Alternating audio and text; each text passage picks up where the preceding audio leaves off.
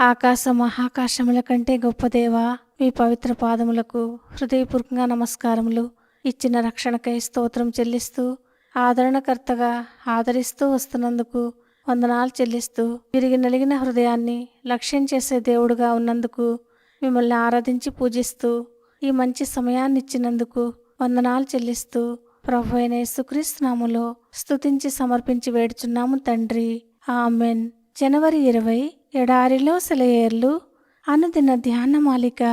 నవ్వుట కంటే దుఃఖపడుట మేలు.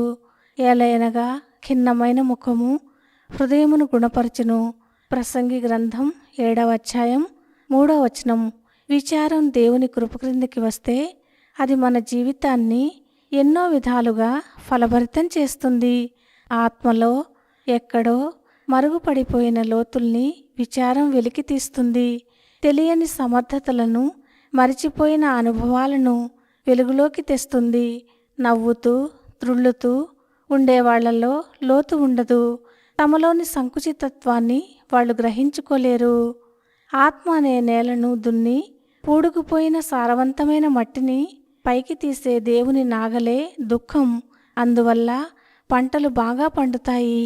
మనం పాపంలో పడకుండా మహిమ జీవితాలే గడుపుతూ ఉన్నట్టయితే దేవుని సంతోషం అనే మందమారుతమే మనలోని నిపుణతలను వెలికితీసే సాధనమయ్యేది. కానీ ఈ పతనమైన లోకంలో మనలను మనకర్థమయ్యేలా చేయడానికి దేవుడు ఎన్నుకున్న సాధనం నిరాశతో కలుషితం కాని విచారమే. విచారంలోనే మనం దీర్ఘంగా లోతుగా ఆలోచిస్తాము. విచారం మనల్ని మెల్లగా తరచి మన హృదయాలను, అభిప్రాయాలను తలపోసుకుంటూ సాగేలా చేస్తుంది. పరలోకపు జీవితంలోని మాధుర్యాలను మనలో పుట్టించేది విచారమే. దేవుని కొరకు, తోటి మానవుల కొరకు సేవ చేయడమనే మహాసముద్రంలో మన సమర్పణ నౌకని నడిపించడానికి మనల్ని ప్రోత్సహించేది విచారమే. ఒక గొప్ప పర్వత శ్రేణి దగ్గర కొందరు సోమరి జనం నివసిస్తున్నారు. ఆ పర్వతాల లోయలను, దారులను వెళ్ళేటప్పుడు పరిశోధించడానికి పూనుకోలేదు.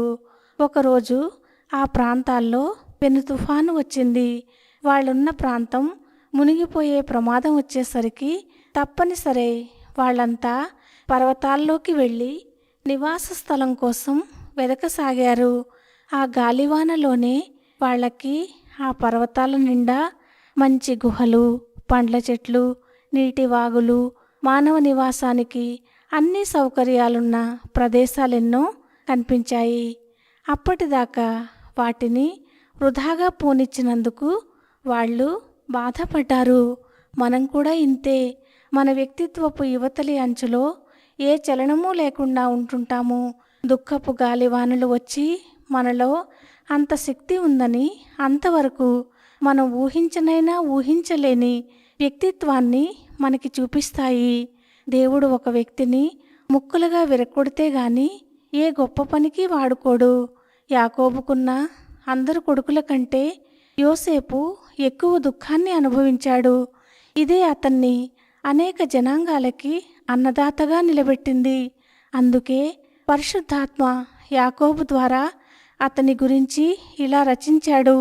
యోసేపు ఫలించెడి కొమ్మ, దాని రెమ్మలు గోడ మీదకి ఎక్కి వ్యాపించును. ఆదికాండం 49వ అధ్యాయం 22వ వచనం. ఆత్మ విశాలం కావాలంటే దుఃఖం అవసరం.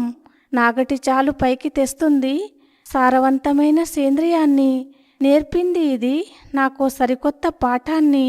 ఆకాశం కింద పరుచుకున్న అవనీతలం నా జీవితం. అందులో విరివిగా పండాలి ఫలసాయం. విశ్వాసం, దయ వంటి బంగారు పంట ఎక్కడ పండుతుంది?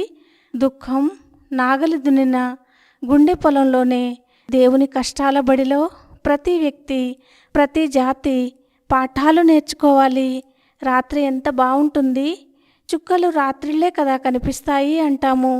అలాగే దుఃఖం ఎంత మంచిది. దుఃఖంలోనే దేవుని ఆదరణ మనకి దొరికేది అనాలి. వరదలు వచ్చి ఒకతని ఇల్లు, అతని జీవనోపాధి సర్వస్వం కొట్టుకుపోయింది. నీళ్ళన్నీ ఇంకిపోయిన తర్వాత దిగులుగా నిలబడి చూస్తున్నాడు ఆ వ్యక్తి. అంతలో నేలలో పాతుకుని ఏదో మెరుస్తూ కనిపించింది అతనికి. వరద నీళ్లు దానిపైనున్న మట్టిని కడిగేశాయి. బంగారంలా ఉందే అంటూ చూశాడతను. బంగారమే. అతన్ని దరిద్రుణ్ణి చేసిన వరదలే అతన్ని ధనికుణ్ణి చేశాయి. జీవితంలో చాలా సందర్భాలలో ఇలాగే జరుగుతుంది. దేవుడు ఈ మాటలను దీవించునుగాక. ఆమెన్.